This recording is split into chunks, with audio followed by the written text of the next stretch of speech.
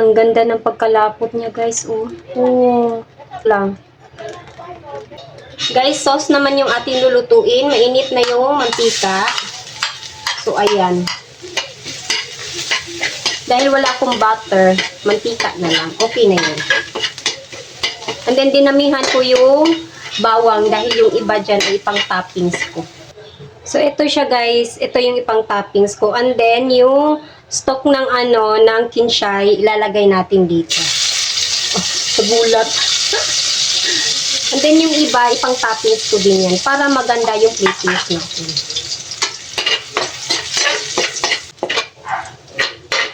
Ilagay ko lang sa gilid. Maglagay na ako ng tomato sauce.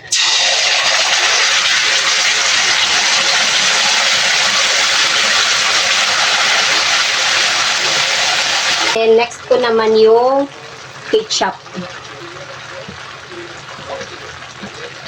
Gagawa tayo ng masarap na sauce sa ating manok. Isang buong ketchup yung nilagay ko guys. And then, lalagyan ko ng tubig. So, ayan. Then, haluin natin.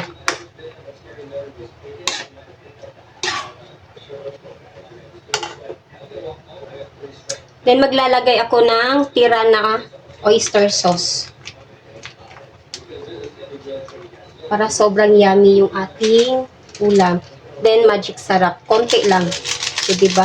Sobrang konti lang talaga kasi yung tira lang niya. And then, paminta. So, damihan natin para konting anghang.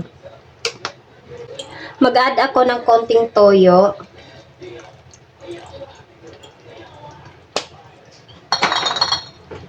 And asukal para may tamis. So, ayan. So, mag-add nga pala ako dito guys ng tawag nito, slurry. Ayan, para lumapot. Oh.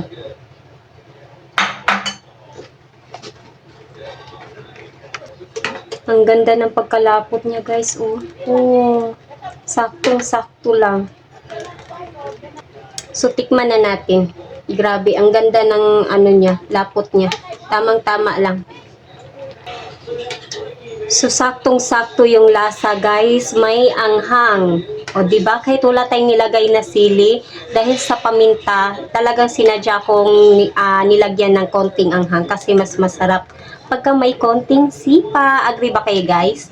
So, i-coat na natin, ilalagay na natin yung ating fried chicken dito.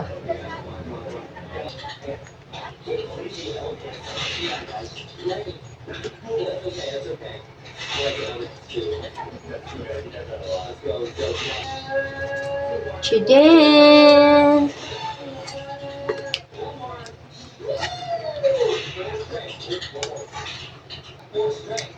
So guys, sinadya ko talagang dinamihan yung sauce para kahit maubos yung manok, at least may sauce pang natira na pwedeng iulam. Kaya kailangan talagang masarap para at least kahit sauce lang, ulam na, 'di ba? Agree ba kayo guys? So then, lipat na natin sa ating serving plate para tayo kakain na. Let's eat! Thank you Lord sa blessing. Ayan, thanks for watching guys. Please like, share, and follow me for more. And please subscribe to my YouTube channel, Mommy Angel's Vlog. Bye-bye!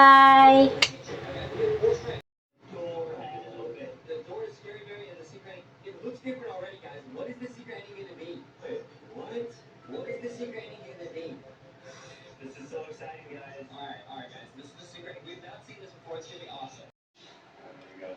Okay, guys. Sorry for that first round. We are huge noobs. We have no idea, but now we learn, guys. This is the point of life. You learn. You learn, you get better. Yes, exactly, guys. Nice.